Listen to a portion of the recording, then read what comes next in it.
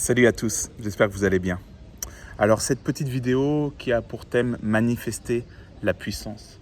Beaucoup d'entre vous sûrement avaient soif comme moi de connaître Dieu à une plus haute intensité. Quand vous voyez les miracles que certains hommes et femmes de Dieu peuvent faire au nom de Jésus, quand vous voyez la puissance qui se dégage de leurs interventions, vous vous dites potentiellement comme moi, eh bien s'il y a plus, j'en veux plus. Et évidemment, cette vidéo s'adresse à des chrétiens matures qui ont envie d'aller plus loin, qui ne veulent pas la puissance pour la puissance, mais qui cherchent à avoir une meilleure intimité avec le Seigneur et à lui rendre gloire de façon plus efficace. Effectivement, ça c'est souvent le lot des apôtres et des évangélistes qui ont besoin souvent d'être en contact avec les gens dans la rue, d'être avec des gens, avec des incroyants et qui ont à cœur de manifester la puissance de Dieu et de marcher par l'esprit et non pas que seulement par l'intellect avec un effort de convaincre les gens, mais bien justement à revenir à l'église primitive qui, elle, manifestait clairement la puissance de Dieu. Ce n'est pas une mauvaise chose que de chercher ça. Paul nous dit qu'il faut qu'on cherche les dons, hein, qu'on les demande, que c'est bon qu'il en soit ainsi. Et s'il y a plus, il faut vouloir plus. Le Seigneur salue ceux qui ont soif de lui, soif de sa présence, d'accord ? On est un peu comme Élisée qui demandait la double onction par rapport à Élie. Ce n'est pas mauvais de demander la double onction. On est ici en Alsace et j'avais à cœur de vous faire cette petite vidéo sur ça. Moi, c'est quelque chose que j'expérimente au quotidien depuis maintenant 2 ans, c'est la puissance de Dieu, la puissance du miracle, la puissance de guérison, la puissance de conversion, la parole de connaissance, la prophétie et expérimenter le miracle du Seigneur au quotidien. Encore une fois, si vous regardez ces vidéos et qu'il ne se passe pas ces choses dans votre vie, eh bien c'est qu'il y a peut-être plus à chercher parce que la puissance vient avec le fruit de l'esprit. Ce n'est pas quelque chose qui est comme chez les initiés, quelque chose qu'on doit venir prendre par une quelconque ascèse ou par un entraînement particulier. Non, pas du tout. Ce n'est que la réaction, la résultante normale d'une vie en Christ, parce que Dieu est miraculeux. Le royaume de Dieu, quand il vient, l'atmosphère change parce que l'univers, le Dieu est lui-même miraculeux. C'est son standard en fait. Donc chercher le miraculeux n'est pas une bonne chose. Chercher le miraculeux, c'est juste chercher le royaume de Dieu. Ok, donc ce qu'il faut comprendre d'abord, c'est que ce n'est pas nous qui faisons les œuvres, c'est Jésus en nous qui fait les œuvres. Jésus disait que ce n'est pas lui qui faisait d'ailleurs, c'était Dieu qui le voyait faire et c'est Dieu qui à travers lui faisait les œuvres. Et maintenant que Jésus est à travers nous, si nous l'avons accepté comme Sauveur et Seigneur et que nous sommes repentis de nos péchés, eh bien Jésus-Christ vit en nous et c'est lui-même qui œuvre personnellement à travers nous. Mais on va voir qu'on a des choses à faire pour qu'il puisse œuvrer en toute puissance. Donc, il faut savoir déjà que Dieu nous porte en grande estime. Nous sommes des objets de valeur pour lui. Quand je dis des objets, c'est pas péjoratif, hein, c'est un objet, c'est-à-dire un sujet. Donc, nous sommes des objets, des sujets de valeur pour lui. Et il nous juge capables. Ça, c'est qu'il faut qu'on comprenne. C'est que nous tous, qui que vous soyez là, qui regardez, quel que soit votre âge, quelle que soit votre condition, quel que soit votre rapport avec le monde spirituel et votre avancée en Christ, Jésus vous pense capable de porter ses œuvres.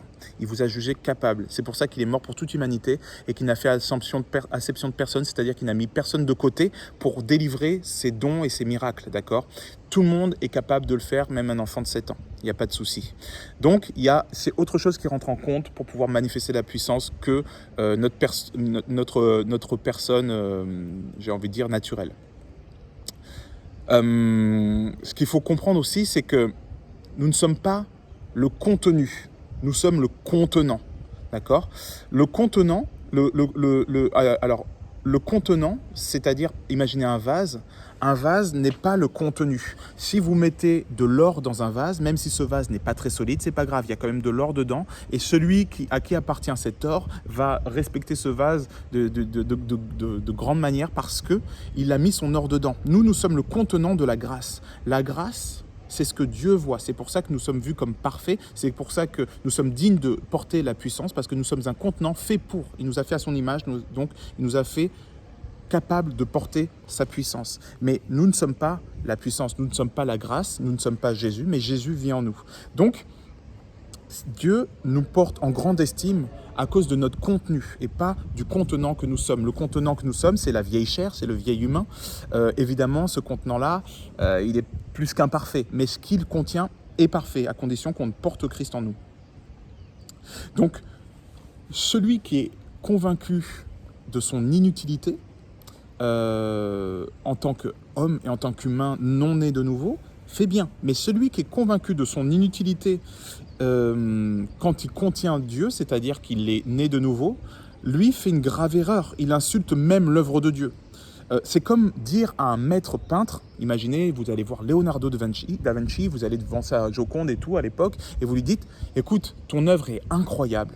En revanche, tes pinceaux, ils sont pas terribles, la qualité de tes couleurs, c'est pas ça, la toile il a fait sur du bois. Le bois que tu as utilisé, c'est vraiment de mauvaise qualité, je suis désolé, ton chevalet est pourri, tout ton atelier et tous les outils que tu utilises sont vraiment pourris. Alors, d'un, c'est ridicule, deux, c'est prétentieux, trois, c'est parfaitement sot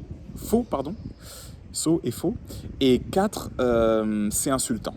Voilà, donc si vous dites ça à un peintre, c'est toutes ces choses-là à la fois. Si vous dites ça à Dieu de ses outils, c'est-à-dire nous, c'est exactement la même chose. C'est ridicule, prétentieux, parfaitement faux et insultant. Pour lui, pour Dieu, qui a fait toutes ces choses-là et qui a créé ces choses-là, parfaitement capable de contenir sa gloire. D'accord ? Ce n'est que l'outil de l'artiste. Nous ne sommes que l'outil de l'artiste. Donc nous, évidemment, nous sommes pécheurs de naissance. Il n'y a pas de souci. Mais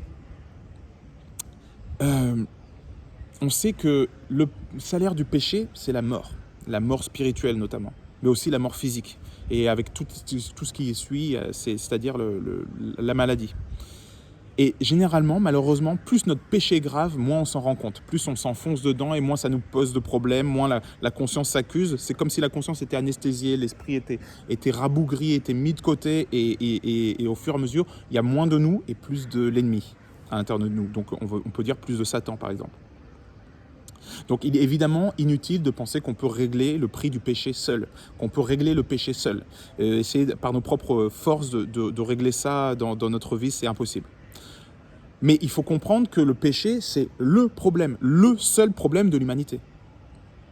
Si le monde a un problème aujourd'hui, c'est un seul mot, le péché. C'est pas Satan, non, c'est le péché. C'est le péché qui a laissé Satan œuvrait sur cette terre, mais à la base, la terre appartenait à Adam. C'était lui le gardien du jardin. Et quand Satan a réussi à faire pécher Ève et Adam, il a réussi à s'accaparer ce qui appartenait de droit à l'homme, qui avait été cédé à l'homme par Dieu. Donc, le seul vrai problème de cette planète, c'est le péché. Mais Jésus a trouvé évidemment la solution. Il a versé son sang pour racheter nos péchés, car la vie est contenue dans le sang. Et le sang de Dieu, est-ce que vous imaginez le sang de Dieu ? Le sang de Dieu est tellement puissant que s'il est versé pour une rançon, il rachète absolument tout. Donc évidemment, la seule chose qui pouvait racheter le péché, qui pouvait nous racheter nos fautes, c'était le sang de Jésus qu'il a fait couler à la croix. D'accord ? Alors, c'est simple. Quand on accepte le sang de Jésus, juste qu'on accepte ce qu'il a fait à la croix, il nous rachète. Donc quand on dit qu'il nous rachète, c'est quoi ? C'est que nous étions des esclaves du péché, donc ça veut dire des esclaves du mal, donc des esclaves du malin, donc les esclaves de Satan. On était à Satan, on était ses esclaves, et lui, Jésus, il nous a rachetés avec son sang en tant qu'esclaves. Donc on n'est plus les esclaves de Satan, on est des esclaves de Dieu lui-même. Mais on est toujours esclaves. Il faut savoir qu'on s'est mis en tant qu'esclaves. Par le péché, on a été esclaves. On a été, du coup, achetés légalement par Satan parce que le péché, c'est le salaire de la mort. Et lui, il représente la mort, il représente le mal, le péché, il représente tout ce qui est vil, d'accord ? Il a pris possession de nous. Et maintenant, Jésus a racheté à un grand prix, au prix de son sang, qui est le sang de Dieu, vous imaginez. Et maintenant, nous sommes esclaves de Jésus. Mais Jésus, c'est le meilleur maître qu'on puisse avoir parce que non seulement il nous appelle plus esclaves, il nous appelle serviteurs, mais en plus de ça, il nous appelle plus serviteurs, il nous appelle amis. Mais ce n'est pas tout le monde qui est son ami. Celui qui est ami de Jésus, c'est celui qui rentre en intimité avec lui. Mais c'est ce qu'il a fait.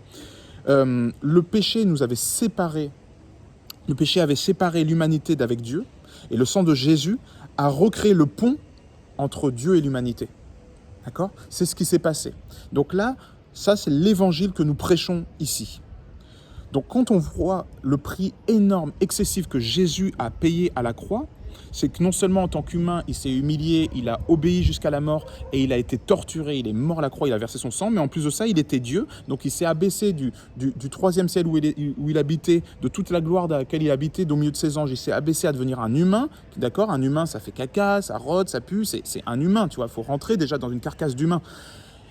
Et il a allé jusqu'à prendre un corps humain, se faire torturer, cracher dessus, trahir par ses propres disciples, alors que lui-même était innocent et avait la paix.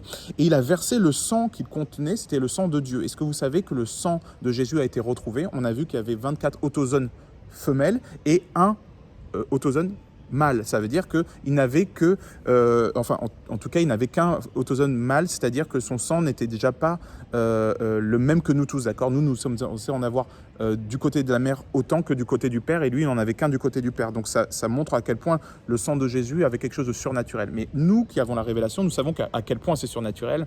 Ce n'est pas juste qu'une histoire d'autozone et de scientifique, on va dire, et matériel, c'est une histoire à l'échelle spirituelle qui est énorme. C'est Dieu lui-même qui s'est incarné dans la matière, dans un humain.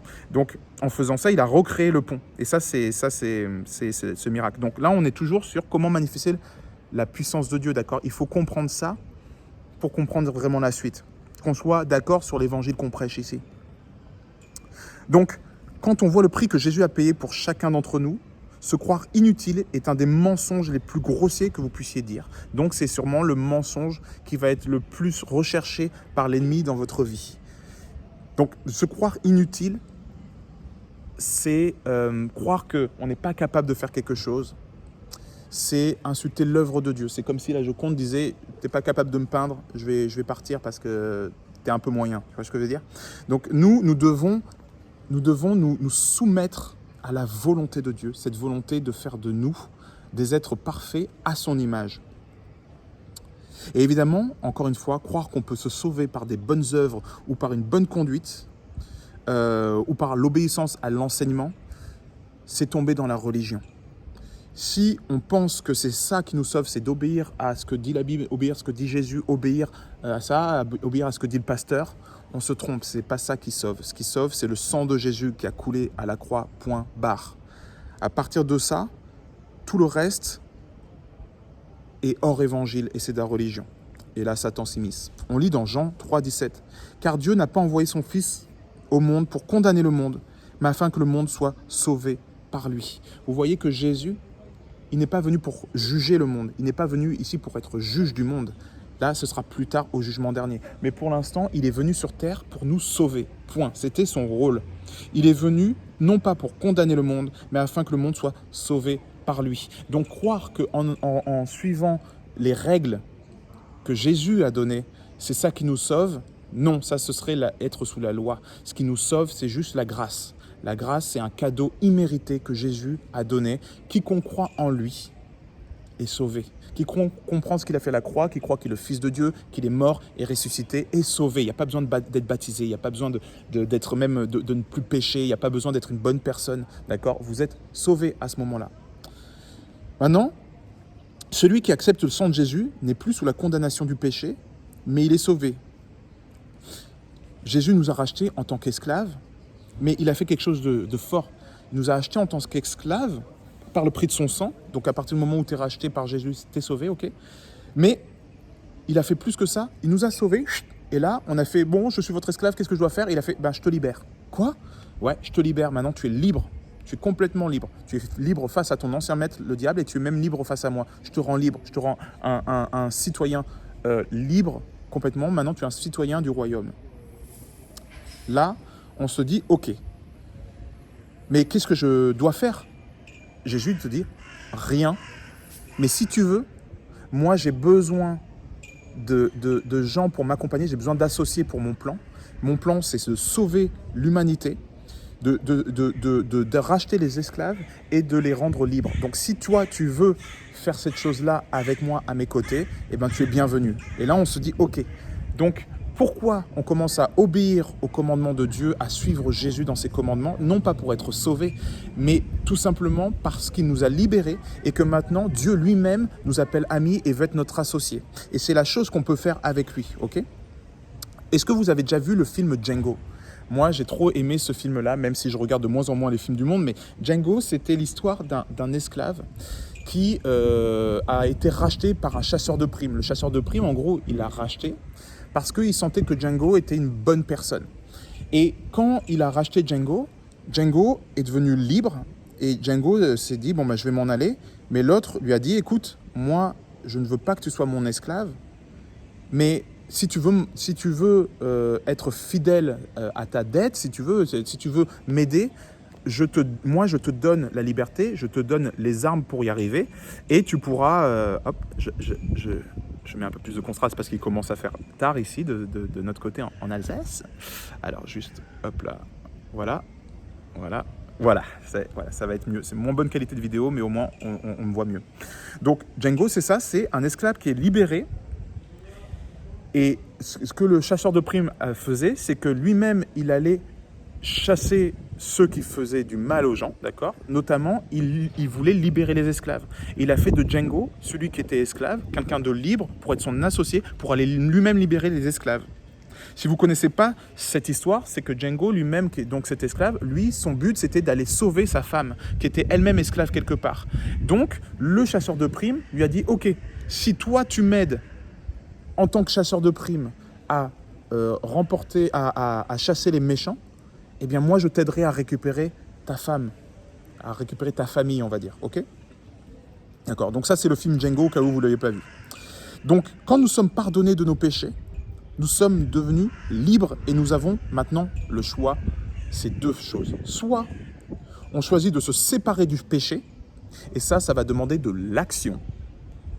Soit on demeure dans le péché, on ne change pas. Et là, ça demande juste de l'inaction. Ok ? Jusque-là, normalement, vous me suivez. Donc, on a deux choix. Soit demeurer dans le péché, soit se libérer du péché. Nous-mêmes. Et pour se libérer du péché, c'est en rentrant en association avec Dieu. C'est-à-dire que nous, on veut se libérer du péché. On va faire des choses pour se libérer du péché. Et Dieu va être bon par sa grâce pour nous transformer afin que nous soyons capables de nous libérer du péché. Parce que sans lui, on n'en est pas capable, comme on disait avant. Donc, Dieu nous propose une association. Il nous propose surtout une relation. Une relation, une association avec lui, le péché nous sépare de cette relation, soyons clairs. Donc évidemment, si on accepte cette association avec lui, qu'on veut le suivre et qu'on veut porter du fruit, il va falloir qu'on prenne l'option 1, c'est-à-dire se séparer du péché et qu'on fasse des actions pour ça. Et je vais vous dire ce que c'est que les actions plus tard. Sachant que cette vidéo va être en plusieurs parties, parce que là on parle de la puissance de Dieu, et je vais vous expliquer les différentes parties qu'on va faire, mais là je pose un peu les bases. Donc Django, on répète, c'est le chasseur de primes qui veut... Dans Django, c'est un chasseur de primes qui veut un coéquipier. Mais il doit pour ça lui faire confiance. Donc, le chasseur de primes, qu'est-ce qu'il fait ? À un moment donné, il doit voir les méchants, d'accord ? Il doit libérer, il y a toute une embrouille, il doit capturer un méchant. Et qu'est-ce qu'il fait ? Il prend un énorme pistolet. Django, il veut prendre un énorme pistolet, il fait... Toi, c'est celui-là. Et il lui donne un petit pistolet tout ridicule. C'est aussi dans Men in Black, à un moment donné. Tu as celui qui gère, le chef... celui qui apprend aux disciples comment on fait, il prend un gros gun et le disciple il est chaud, il lui donne un tout petit gun. Pourquoi ? Parce que celui qui libère les esclaves sait que l'esclave fraîchement libéré, s'il lui donne un gros gun, il peut se retourner non seulement contre lui, mais en plus de ça faire n'importe quoi, il est inexpérimenté. Et bien Dieu c'est pareil. Dieu ne va pas nous donner de grandes armes pour l'instant, de grands pouvoirs, de la manifestation de la puissance, parce que ce serait comme donner un énorme pistolet à un enfant de 5 ans. C'est pas possible. D'accord ? Donc, quand on voit les armes du chrétien, c'est ce qu'on appelle le fruit de l'esprit. Donc dans Galates 5,22, la paix, l'amour, la joie, la douceur, la bonté, la fidélité, la bienveillance, la tempérance, la douceur. Est-ce que j'en ai oublié un ? La bienveillance, j'ai dit, normalement j'ai tout dit, la fidélité, la patience, la douceur. Bon bref, voilà, les 9 fruits du fruit de l'esprit, parce qu'il y a un seul fruit.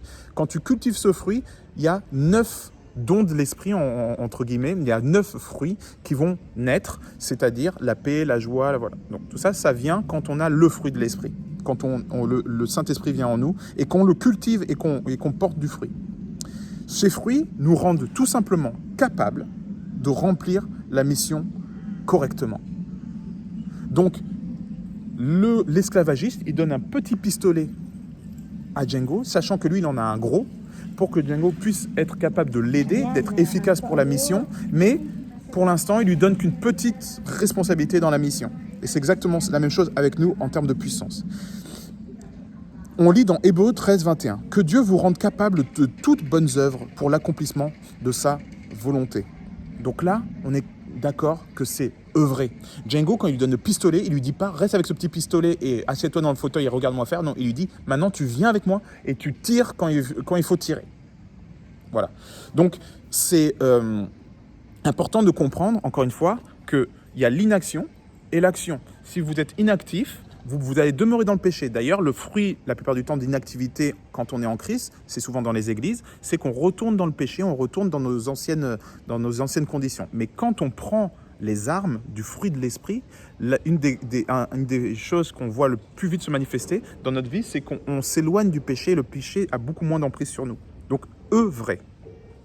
Le fruit nous permet d'œuvrer en accord avec la volonté du Père.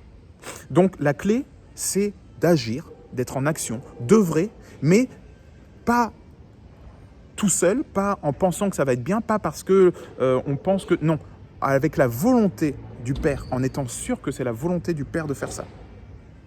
Donc, qu'est-ce qui se passe quand on se met en accord avec la volonté du Père?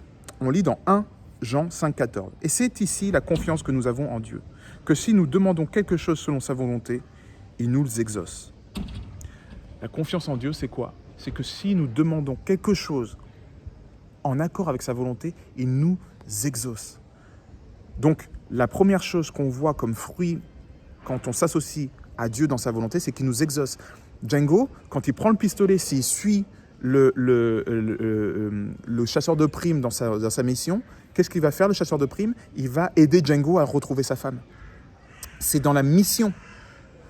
C'est en accord avec la volonté avec le chasseur de primes que Django peut être exaucé par rapport à son vœu principal. Donc Django va œuvrer avec le chasseur de primes dans la mission qui intéresse le chasseur de primes, parce que le chasseur de primes est intéressé. Il est intéressé. Il est intéressé par quoi? Par l'œuvre de Django qui va l'aider dans sa mission personnelle.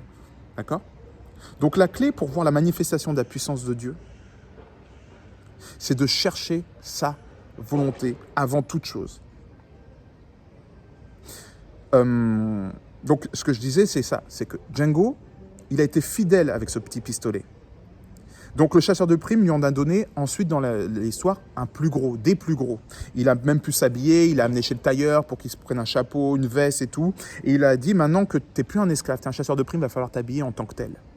Donc c'est exactement ce que fait le Seigneur, c'est que quand on est fidèle dans les petites choses, il nous en donne de plus grandes et surtout il nous habille, il nous vêtit. Et on verra que se vêtir en termes bibliques, c'est toujours aborder la puissance. On parle du manteau d'Élie sur Élisée, on parle d'être revêtu de puissance quand on parle de Jésus à la sortie du désert. On verra ça juste après. Donc le chasseur a un intérêt. Il a un intérêt dans le fait que vous portiez du fruit. Le chasseur de démons, le chasseur de pécheurs, celui qui veut chasser les brebis et les récupérer et chercher les esclaves et les libérer, il a un intérêt avec vous. Son intérêt, c'est quoi? Son intérêt, c'est que vous portiez du fruit. Son intérêt, c'est que vous portiez du fruit, c'est-à-dire que vous manifestez de la puissance, c'est-à-dire que ce fruit-là soit manifeste dans votre vie et que vous puissiez le glorifier, pour que vous puissiez être efficace dans la mission et que vous soyez un bon disciple et que vous puissiez faire d'autres disciples. C'est ça que Dieu vous appelle à faire. Donc notre rôle, je le répète, est de vouloir ce que Dieu veut, mais même si nous ne le voulons pas au départ. Pourquoi ? Pour sa gloire. Django, à la base, il veut récupérer sa femme. Mais le chasseur de primes veut autre chose. Il dit, si tu fais ça, eh ben, on ira récupérer sa femme. Donc Django, il n'avait pas pour vocation d'être chasseur de primes, mais il va chasser. Il va chasser avec lui parce qu'il a un intérêt, comme Dieu a un intérêt. Donc c'est un échange de bons procédés. Et à la fin, l'intérêt de l'un devient l'intérêt de l'autre. Et ils fusionnent ensemble. Ça s'appelle une relation. Donc, Sa gloire se manifeste, la gloire de Dieu se manifeste dans le chrétien qui le reçoit. Le chrétien commence à vouloir des choses, non pas parce qu'il le veut lui-même, mais parce que Dieu le veut à travers lui. Ce qui est fort, c'est que quand il met son esprit en nous, notre esprit lui-même commence à vouloir des choses qu'à la base on ne voulait pas. On dit « Waouh, c'est moi ça ?» Avant, non, j'avais pas envie de couper ma télé, d'aller prier pendant des heures et de jeûner et prier. Là, j'ai vraiment l'envie, c'est vraiment pas de moi. C'est surnaturel. Philippiens 2,13. Car c'est Dieu qui produit en vous avec efficace le vouloir et l'exécution selon son bon plaisir. Parfois on dit le vouloir et le faire selon son bon plaisir. C'est lui qui le place en nous. C'est lui qui nous transforme. Quand on le laisse rentrer en nous, il va transformer nos centres d'intérêt et il va nous donner envie d'œuvrer à ses côtés avec lui. Donc, notre vie passe à une autre dimension quand on commence à vouloir les choses parce qu'il le veut et non parce qu'on le veut nous. Quand on s'en met en accord avec sa volonté qu'il met en nous, on manifeste le fruit de l'esprit et le fruit de l'esprit nous amène à manifester sa puissance et il nous revêt de sa puissance. Donc comme je disais tout à l'heure, comment être sûr de vouloir faire ce que Dieu veut et être sûr que ce qu'on fait est ce que Dieu veut? Tout simplement parce que on a lu la Bible, on a lu la parole et que la parole nous l'enseigne. Et c'est là qu'il y a tout intérêt pour la parole. C'est pas de suivre pour être sauvé, c'est de suivre pour être en accord avec sa volonté et pour gravir les échelons avec Christ. Nous sommes comme je dis souvent ça, mais nous sommes comme comment on appelle ça ?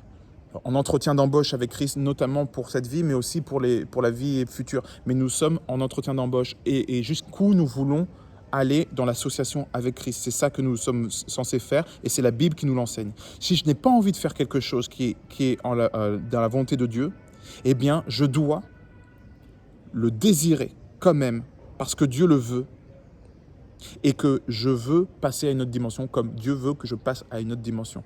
Donc, si je ne veux pas quelque chose, je ne veux pas prier, eh bien, peut-être que c'est ma chair qui ne veut pas, peut-être que c'est l'ennemi qui ne veut pas, ben moi je dois le vouloir, donc je dois demander à Dieu. Et parfois aussi, je dois me forcer à me mettre une discipline pour pouvoir aller plus fort que la chair et faire taire la chair. Parce qu'il y a un combat quand même que vous devez mener, vous devez œuvrer pour ça, c'est vous battre contre votre chair. Alors, encore une fois, ce n'est pas vous qui arriverez à vaincre la chair, c'est Dieu qui le fera. Mais si vous désirez vaincre la chair, Dieu vous donnera la puissance de le faire. Imaginez, je ne veux pas jeûner et prier, mais c'est en le désirant et parfois en le faisant malgré notre chair que Dieu nous amène à passer une autre dimension et à le vouloir plus qu'avant. Et parfois, il faut démarrer, il faut être kickstarté. Le kickstart, c'est quand on démarre une mobilette, d'accord ? On met un coup de kick pour que ça démarre. Et parfois, il faut être kickstarté. Parfois, il faut se mettre dans la dynamique. Parfois, c'est pas naturel, mais après, ça le devient. Et Christ nous le dit, Christ nous le montre. Donc, souvent, on va vous dire, n'œuvrez pas, faites rien. C'est Christ qui vit en vous et c'est sa grâce qui va vous transformer. Non, parfois, il faut le vouloir, il faut œuvrer comme ça. Parce que l'œuvre montre la foi que nous avons en Christ. Et Christ salue l'œuvre. Et ne vous y trompez pas, vous ne rentrerez pas dans des sphères supérieures de puissance si vous ne mettez pas votre chair à mal, si vous ne traitez pas durement votre chair, si vous n'allez pas à un moment donné plus loin que votre simple confort. Il va falloir évidemment œuvrer et bosser pour ça. Mais encore une fois, ce n'est pas œuvrer en étant légaliste ou en étant activiste, c'est œuvrer en se disant « Dieu l'a écrit, Dieu le veut, donc je vais désirer ça et je vais faire en sorte de me mettre dans les conditions pour que Dieu m'aide dans ces conditions et trouver la face de Dieu. » Parfois, c'est en jeûnant, ça fait jamais plaisir de jeûner. C'est en jeûnant et priant qu'on trouve la face de Dieu. Parfois, c'est en priant en langue pendant des heures. C'est pas forcément automatique de prier en langue, mais en mettant cette discipline, parfois, on va réussir à avoir des percées. Parfois, c'est en priant plus de 12 heures qu'on va avoir des percées sur une maladie. Parfois, c'est plus de 25 heures 26 heures, j'en sais rien, qu'on va ressusciter un mort. Voilà, c'est parfois, oui, il faut aller contre la chair, contre nature. Mais dans l'accord avec Dieu, et c'est dans la maturité guidée par l'Esprit qu'on peut faire ces choses-là. Si on va faire 26 heures de prière alors que Dieu ne nous l'a pas demandé, que Dieu ne nous l'a pas mis à cœur et que c'est juste de la violence, c'est compliqué. Mais plus vous rencontrez Dieu, plus vous êtes fidèle avec les petits pistolets comme Django, plus il va vous en donner des gros, plus il va vous donner la force de jeûner. Donc pour l'instant, peut-être que c'est des prières qui vont durer 10 minutes, 15 minutes, 20 minutes, 1 heure. Mais en y allant, vous allez être capable de prier plus longtemps. Et parfois, le prix à payer, c'est des très longues prières. Parfois, c'est des très longs jeûnes. Parfois, c'est se faire violence. Voilà. C'est parce que depuis Jean le Baptiste, le royaume des cieux est forcé et ce sont les violents qui s'en emparent. Parfois, il faut savoir être violent avec sa chair, avec son âme. C'est Smith Wigglesworth voilà, qui disait que lui, quand il parlait à son âme, il parlait comme à un chien. C'est vraiment stop mon âme, tu te tais maintenant et tu me laisses prier. Il parlait comme ça, il disait qu'il voilà. Et je crois que Smith Wigglesworth, il avait 2-3 miracles de plus que nous. Donc je pense que c'est quelqu'un qu'on peut aussi aller consulter et voir juste pour son témoignage qui est assez impressionnant. Donc évidemment, si je n'ai pas envie de pardonner mon ennemi, c'est en le faisant, parce que je suis sûr que Dieu le veut, que je rentre dans une autre dimension. C'est une logique qu'il faut développer. Si je ne veux pas aider le pauvre, c'est en le faisant que je vais rentrer dans une autre dimension. Si je ne veux pas pardonner mon ennemi, j'ai déjà dit, mais si je ne veux pas manifester d'amour pour mes frères et sœurs en Christ, par exemple, ou voilà, il va falloir que je me fasse violence, et c'est en me faisant violence que je vais rentrer dans une autre dimension. Django, lui, sa volonté, c'était de retrouver son épouse. Mais il doit s'aligner à la volonté du chasseur de primes pour que le chasseur de primes l'aide à retrouver son épouse. C'est toujours la même chose et parfois ça demande d'attendre, de rentrer dans une saison où non, je ne vais pas aller chercher mon épouse tout de suite, mais je vais m'intéresser au job que papa me donne avant de m'intéresser à ce qui moi m'intéresse. Par exemple, manifester la puissance. Parfois, avant de manifester la puissance de Dieu, il va falloir déjà aller évangéliser un certain nombre de personnes et apprendre à le connaître, apprendre à jeûner, apprendre à passer du temps vraiment avec lui dans la Bible pour pouvoir arriver à manifester la puissance dont on a besoin pour travailler. Mais il faut savoir que Dieu est le premier à vouloir nous aider et à vouloir qu'on puisse manifester cette puissance. Donc, Dieu œuvre en accord avec la volonté de son coéquipier, comme le chasseur de primes, afin que son coéquipier l'aide dans ses objectifs. Nous voulons plus de Dieu et qu'il nous exauce. On veut marcher avec sa puissance. Commençons à faire ce qu'il demande. Moi, il y a ce passage que je dis souvent, c'est Luc 6, 46. Pourquoi m'appelez-vous Seigneur, Seigneur, et ne faites-vous pas ce que je dis ? C'est inutile d'appeler Jésus Seigneur, Seigneur, de faire des heures et des heures de louange si on ne fait pas ce qu'il dit, ce qu'il demande. La puissance appartient à celui qui se dit « Je veux glorifier Dieu. Je veux plus d'intimité avec Dieu. Alors, je vais l'imiter pour porter beaucoup de fruits. C'est-à-dire, je vais œuvrer. Ce qui nous fait porter du fruit, c'est la grâce de Dieu. Mais moi, je vais porter du fruit. Il y a une différence entre vouloir porter du fruit et porter du fruit. Vouloir porter du fruit dans l'action et porter du fruit de fait. Comment expliquer ça ? Il y a des fruits que nous portons parce que Dieu vit en nous. C'est un peu comme un arbre qui a la sève en lui. Et cet arbre va porter du fruit naturellement. La branche ne fait aucun effort pour porter du fruit. Et ce fruit-là, il va porter du fruit à l'extérieur. Ce fruit-là, par contre, il va œuvrer. Ça veut dire qu'à un moment donné, soit il va tomber, pourrir, mais les graines qui sont dedans vont rentrer en terre et vont pouvoir faire un autre arbre. Soit il y a des oiseaux qui vont venir, tic, tic, tic, qui vont manger, qui vont partir avec les graines dans leur estomac et qui vont le déféquer et ça va donner un autre pommier quelque part, un autre arbre de la même façon. Ou peut-être c'est la pollinisation quand l'arbre va donner des fleurs, etc. Ok. Donc cette image c'est quoi ?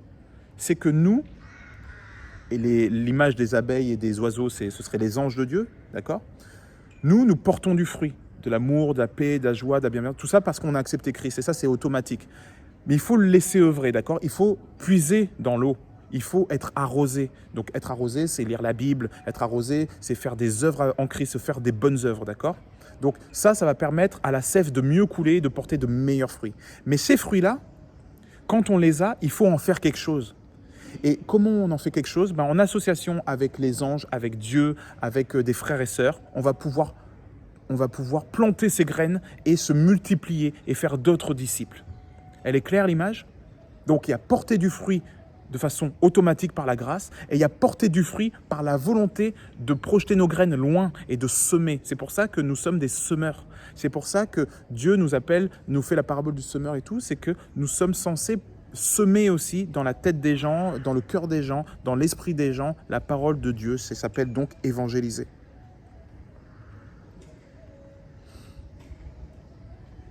Donc, il y a aussi plus que ça. Il y a plus que ça. Jésus œuvre en nous, la grâce, et il œuvre à travers nous. C'est-à-dire par les œuvres qu'on va faire, les œuvres bonnes qu'il nous permettent de faire, c'est-à-dire balancer des graines dans le monde entier pour pouvoir faire plein de pommiers à l'image de Christ qui vit en nous, à l'image du pommier. D'accord ? Ok. Mais il y a plus que ça. Il y a plus que ça. Il y a aussi le super arbre. Celui qui non seulement va se servir des abeilles pour polliniser et va se servir des oiseaux, mais il y a celui aussi qui va se multiplier de façon exponentielle et miraculeuse, qui va grandir plus que les autres, porter plus de fruits que les autres, et toute la forêt va en jouir. Et il va repeupler carrément des forêts entières. Et ça, cet arbre-là, c'est vraiment ce que Dieu veut que nous devenions, c'est-à-dire des arbres surnaturels.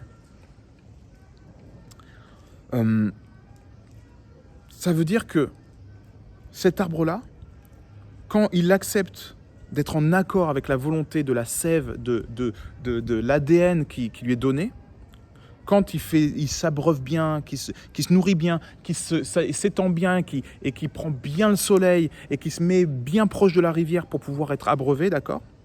Ben cet arbre-là, il accueille une puissance qui est énorme. Donc le chrétien qui s'accorde avec la volonté de Jésus, Jésus qui est en lui et qui a tout pouvoir sur les choses, qui a tout pouvoir sur le ciel et sur la terre, celui devant qui toute autorité est soumise, va nous exaucer dans notre expansion de puissance. D'accord ?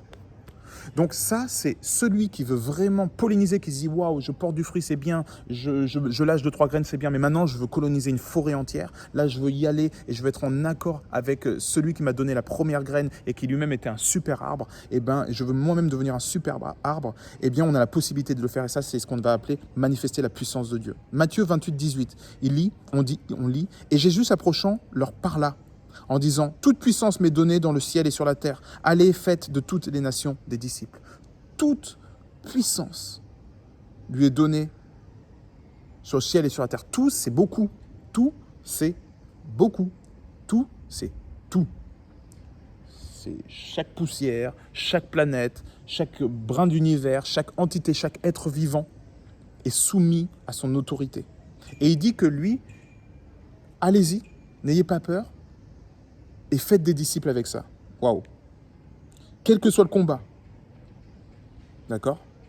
Vos œuvres seront exaucées si elles sont en accord avec sa volonté. C'est un garantie de réussite que Jésus nous offre. Un garantie de réussite. Il nous dit, allez, je vous envoie comme des brebis au milieu des loups. Vous inquiétez même pas. J'ai toute autorité. J'ai toute la puissance. Sur tout.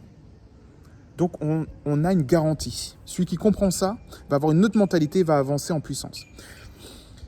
Si vous avancez en confiance et en puissance, car malgré les circonstances, et que vous êtes conscient de la puissance que vous avez, d'autorité que vous avez sur les choses, parce que Jésus vit en vous, eh bien vous commencerez à prier, à proclamer et à ordonner les choses différemment dans votre vie. Vous commencerez à parler autrement à la maladie. Vous commencerez à parler autrement à votre chair. Vous commencerez à parler autrement aux démons. Vous commencerez à parler autrement aux éléments. Parce que vous saurez qui vit en vous. Et ça va changer votre cœur, ça va changer votre dynamique, ça va changer votre intention. Et quand vous allez projeter cette intention, cette compréhension, cette révélation dans vos mots, ces mots-là vont devenir vivants. Et ces mots-là vont manifester la puissance de Dieu. C'est la garantie de réussite que Jésus nous donne. Si Jésus a toute autorité et qu'il vit en nous, cela veut dire que nous, le corps du Christ, avons toute autorité. Agissons en tant que tels. Toute autorité, oui, c'est bien, et certains d'entre vous le savez, mais est-ce que vous avez aussi toute la puissance? Eh bien, vous avez toute la puissance. C'est celle qu'on appelle la puissance du feu. On lit dans Luc 3,16. Et il leur dit à tous, moi je vous baptise d'eau, mais il vient celui qui est plus puissant que moi. Je ne suis pas digne de délier la courroie de ses souliers. Lui, il vous baptisera du Saint-Esprit et de feu. Souvent, on lit vite ce passage. Mais Jean le Baptiste nous dit, il vous baptisera du Saint-Esprit et de feu. Est-ce que vous êtes baptisé du Saint-Esprit? Ok. Est-ce que vous êtes baptisé de feu? J'ai pas entendu.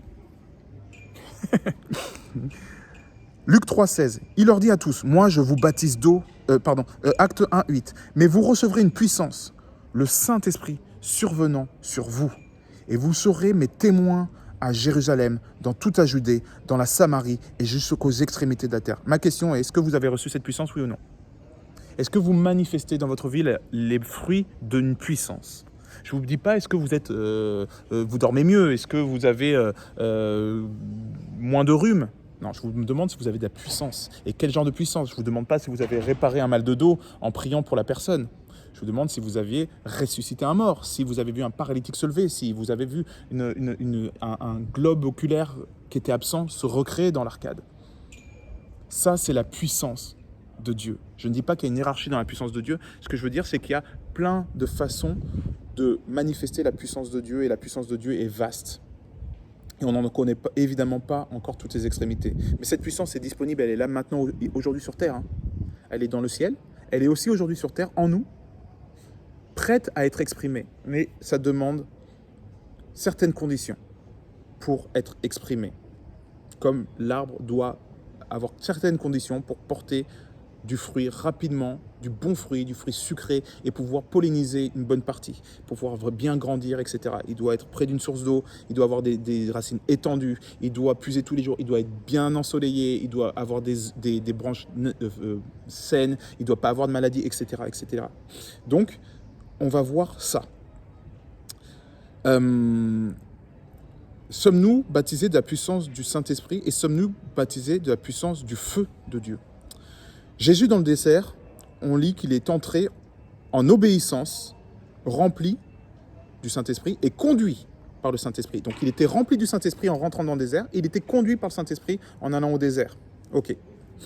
Mais il est ressorti revêtu du Saint-Esprit. Il en est sorti revêtu. Au départ, il en était rempli et il était conduit, mais il est sorti revêtu. C'est ce que la Bible nous dit. On lit dans Luc 4, 14. Jésus, revêtu de la puissance de l'Esprit, retourna en Galilée. Avant, dans la fin de Luc 3, il me semble, ou c'est le début du 4, non, c'est début du Luc 4, Luc 4, 1, il dit que Jésus, rempli du Saint-Esprit, fut conduit par l'Esprit dans le désert. Et il est tenté, etc. Et on lit qu'après, à la fin, Jésus, revêtu de la puissance de l'Esprit, retourna en Galilée et sa renommée se répandit dans tout le pays d'alentour. Donc il était rempli du Saint-Esprit, mais ça ne suffisait pas. Comprenez-le, ça ne suffit pas pour les objectifs que Jésus avait. D'accord ? C'était très bien, mais ça ne suffisait pas. Il a dû jeûner, il a dû prier, il a dû être éprouvé 40 jours, donc être tenté 40 jours par le diable pour être et vaincre. Il a dû vaincre, pour être finalement revêtu de la puissance du Saint-Esprit, c'est-à-dire revêtu du feu. Il a reçu le feu du Saint-Esprit. Exactement comme les 120 qui étaient dans la chambre haute quand Jésus leur a dit à Jérusalem, attendez mon Saint-Esprit, ils ont été touchés par des langues de feu dans la chambre haute et revêtus de la puissance d'en haut. Ils avaient déjà le Saint-Esprit, puisque dans Jean 20, 21, il me semble, il souffle dessus, il dit « Recevez mon Saint-Esprit », donc ils l'ont reçu. Ils étaient remplis du Saint-Esprit. Mais à ce moment-là, ils étaient revêtus du Saint-Esprit. C'est très différent. Tout ça, pourquoi ? Eh bien, l'Évangile nous dit, ils ont reçu cette puissance, pourquoi ? Pour être des témoins.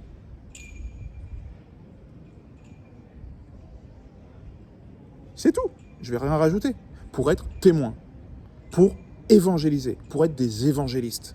Alors, pas des évangélistes dans le terme du ministère, mais on est tous amenés à prophétiser, on est tous amenés à guérir les malades et chasser les démons, on est tous amenés à évangéliser.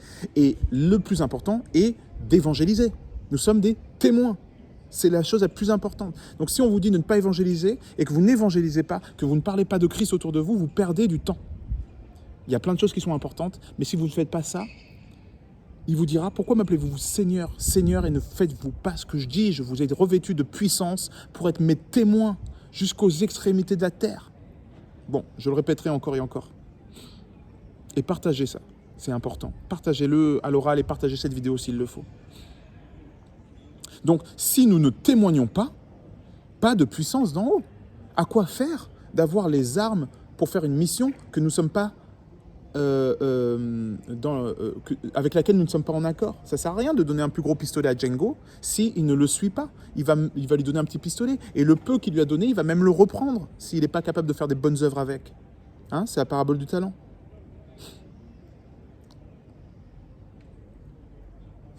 Donc, Dieu est intéressé. S'il nous donne de la puissance, c'est parce qu'il sait qu'on va être de meilleurs témoins. Donc si on est prêt à témoigner, et plus si on commence à témoigner, et si on commence à faire, il y a d'autres conditions aussi, mais si on commence déjà à témoigner, qu'est-ce qui va se passer? Il va nous donner la puissance, il va nous donner l'onction. Pas d'onction sans action. Commencez à bouger et à aller œuvrer pour Christ et vous verrez des miracles, c'est pas compliqué. Moi, le livre des actes, je le vis tous les jours. Pourquoi? Parce que je suis tous les jours chez des gens en train de prier, tous les jours dans des parcs en train de parler, tous les jours au restaurant, quand j'ai une occasion, j'en parle, je vous en ai parlé dans la dernière vidéo, et je bouge. Pourquoi? Parce que non seulement je veux œuvrer avec Christ, mais qu'en plus de ça, je sais très bien, pas folle la guêpe, je sais que en faisant, il donne encore plus, parce que ceux qui sont fidèles dans les petites choses, ils donnent d'autant plus. Donc, aujourd'hui, l'évangélisation, on va pas se mentir, c'est du rabattage, c'est du street marketing. Les gens, ils sortent pour dire « Excusez-moi, vous connaissez Jésus? Ah ben, si vous voulez mieux connaître Jésus, venez dans notre église. » Mais ça, c'est pas intéressant. On n'est pas des vendeurs de prospectus. Nous, on est là pour témoigner. On n'est pas là pour témoigner juste en parlant. On est là pour manifester la puissance de Dieu. D'accord? C'est la puissance qui est intéressante. Il est dit que ceux qui croiront en mon nom, ils feront des miracles, etc. Et là, il est dit que les miracles accompagnent ceux qui avaient cru et pour confirmer la parole. D'accord? Donc nous sommes censés être témoins et c'est là que la puissance vient. Mais ça, je l'ai déjà dit plusieurs fois, mais je le répéterai encore et encore. Donc aujourd'hui, l'évangélisation, c'est du rabattage de rue pour que les gens s'abonnent à l'église. Mais c'est pas ça le but. Quand les apôtres sortaient dans la rue, ils témoignaient de la puissance de Christ. D'accord? Ils disaient, je n'ai ni or ni argent, mais ce que j'ai, je te donne au nom de Jésus-Christ. Et bam, il est guéri. Il ne va pas lui parler 107 ans de toute la théologie qu'il connaît et tout. Il vient et dit, excuse-moi, t'as mal quelque part, Jésus peut te guérir. Bam, c'est bon, c'est fini. Tu vois. Et après, il évangélise, et après, il fait un grand discours et tout le monde vient. Qu'est-ce qui se passe? Bah, regarde, lui, il était aveugle, il voit, viens voir, il y a un truc de ouf qui se passe là-bas dans la rue. Et viens écouter. Et bah, apparemment, vous savez quoi? Jésus-Christ est là. Et là, tu fais, j'y crois, regarde, lui, il marche. Eh ben oui, c'est normal. Dieu le sait. Il veut pas nous laisser juste avec la théologie et nous battre avec des dictionnaires. Il veut nous faire manifester de la puissance dans la rue. Il veut lui-même agissait en miracle, donc il veut qu'on avance en miracle. On n'a pas un autre Christ. Donc les apôtres, ils sortaient, ils témoignaient de la puissance de Christ en faisant des miracles. Première chose que Pierre a fait en sortant de la chambre haute, il a témoigné, il a eu 3000 âmes qui se sont converties par la puissance du Saint-Esprit. C'est un Saint-Esprit qui a convaincu, pas Pierre. Première chose qu'il a fait, il allait évangéliser. Donc la première chose que vous faites quand vous êtes baptisé du Saint-Esprit déjà, et de feu, vous allez évangéliser. Bon. Deuxième chose qu'il a fait un miracle avec le paralytique qui mendiait à la porte du temple. C'est simple. Il n'a pas tergiversé pendant 107 ans, il n'est pas allé à l'église faire des louanges, faire de l'adoration et écouter un pasteur. Non, il y allait. C'était Pierre, c'était le pêcheur. Pierre, le pêcheur, il y allait. Donc le but, pour cette première partie, on va clôturer, le but pour avoir la manifestation de Dieu, pour la voir, c'est de comprendre plusieurs concepts. La première, c'est l'obéissance. Ça, c'est ce dont on a parlé dans la vidéo. Bien comprendre ce à quoi on est appelé, bien comprendre l'évangile, et obéir. C'est la première chose. Si vous zappez cette étape, je ne peux pas vous parler des autres étapes. Donc déjà, commencez à obéir. C'est la première chose. La deuxième chose, c'est la mise à part.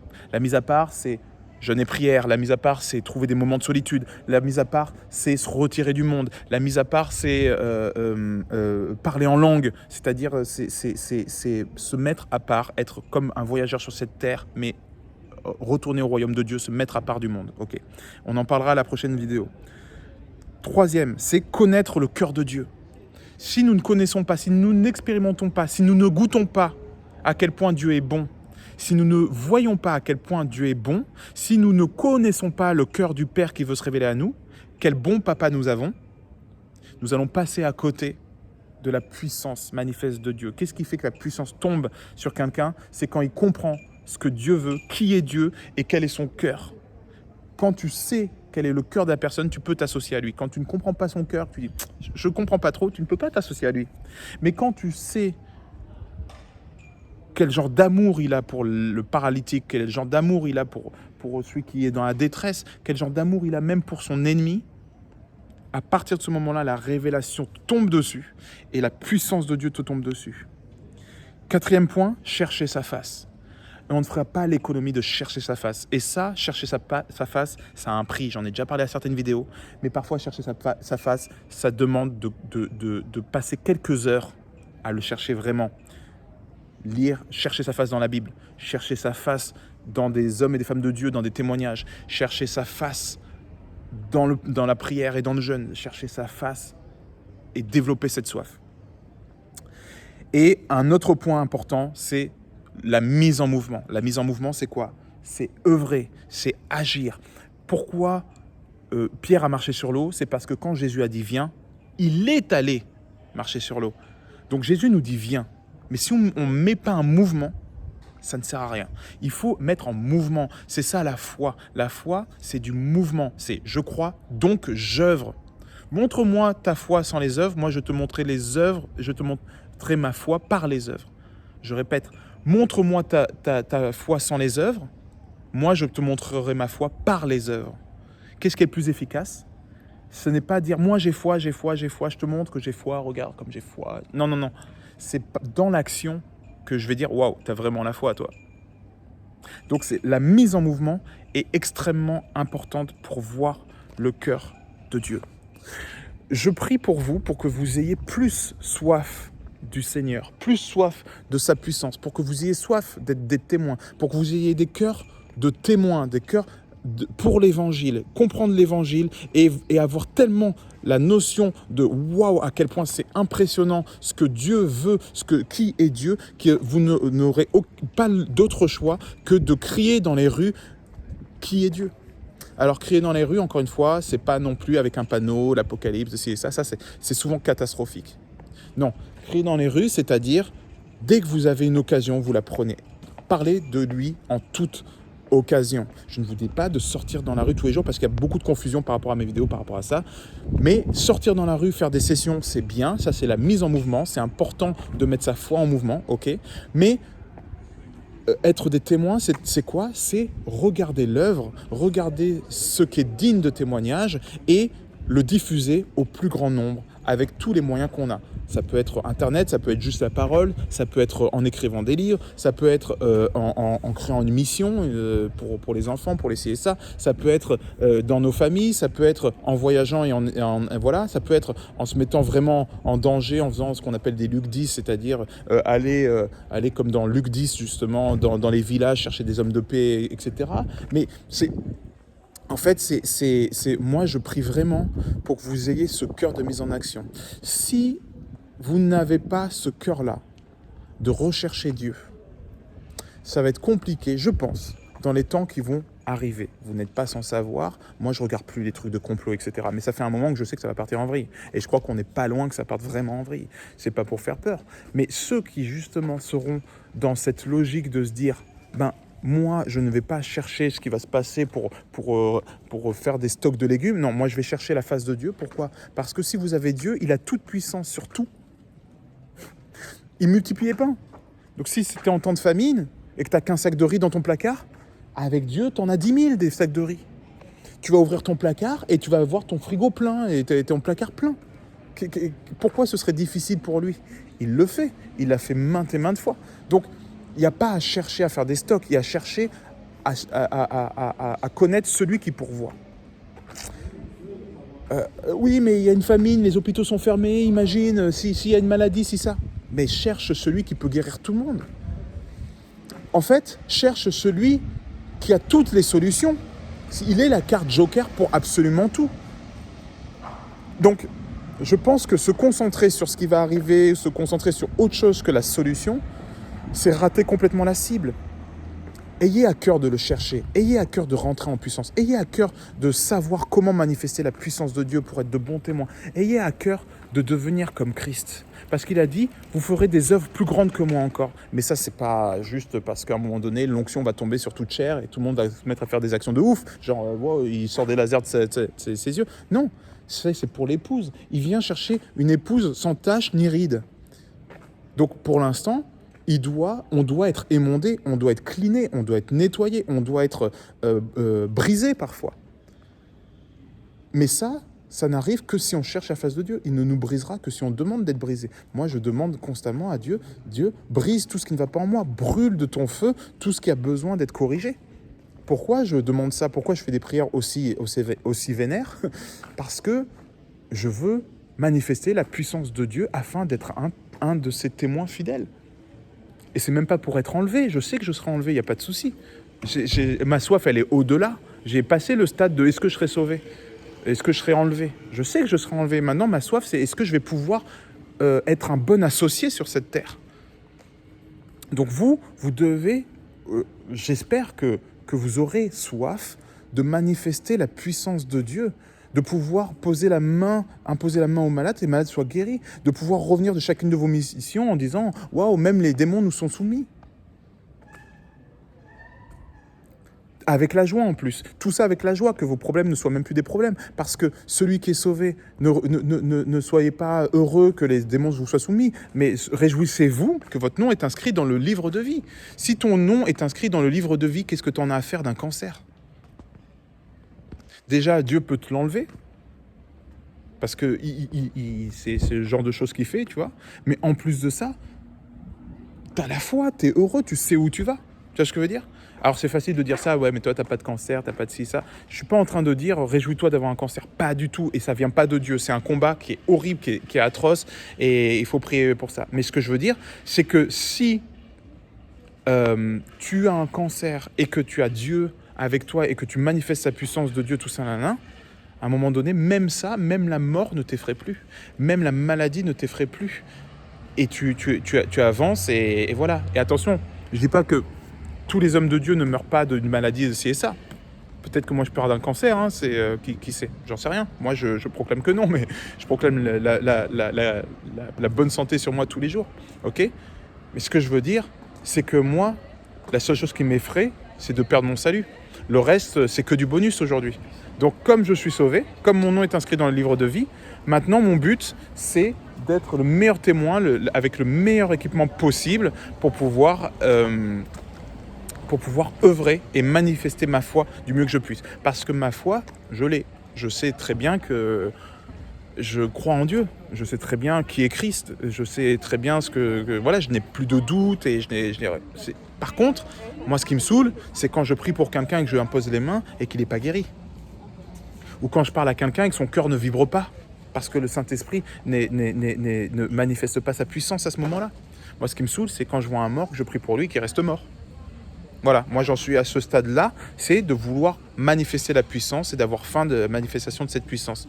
Donc moi, ce que je vous invite vraiment à faire, c'est ne vous reposez pas sur vos lauriers, ne restez pas au stade où vous en êtes, mais ayez soif. Et cette soif sera toujours récompensée par celui qui a intérêt à ce que vous manifestiez de la puissance pour sa propre gloire. Excusez-moi.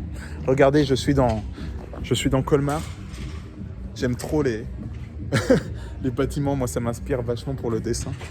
Et un peu techno. Gloire à Dieu. Ah bon, voilà. En tout cas, j'espère que cette émission cette petite émission radio vous a convaincu, qu'elle vous a plu.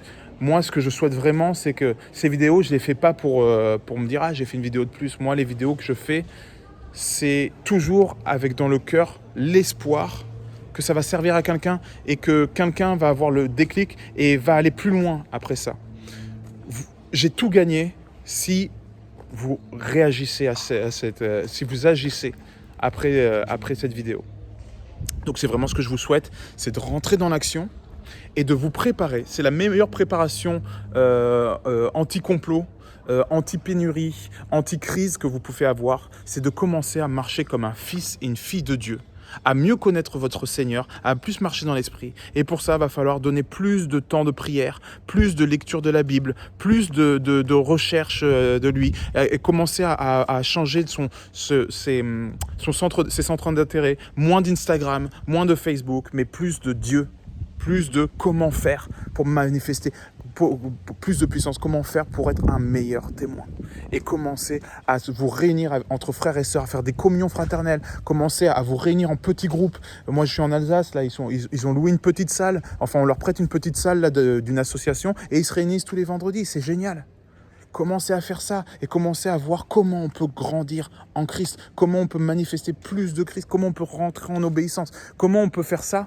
Parce que moi, je ne veux pas dans 6 mois être le même qu'aujourd'hui, je ne veux pas être dans 1 an être le même. Je veux manifester la puissance, je veux vivre ce que les apôtres vivaient dans le livre des Actes. Point, pas moins. Voilà, donc si cette soif-là que j'ai personnellement est la même que vous, eh ben, je suis vraiment heureux de vous la partager, je continuerai à partager dans ce sens-là. Voilà, soyez vraiment richement bénis et que le Seigneur est roi et notre Seigneur, le Saint-Esprit, vous remplisse de son vouloir et de son faire et qu'il vous émonde afin que vous puissiez manifester sa présence dans votre vie et que vous soyez baptisés du feu au nom de Jésus-Christ. Amen.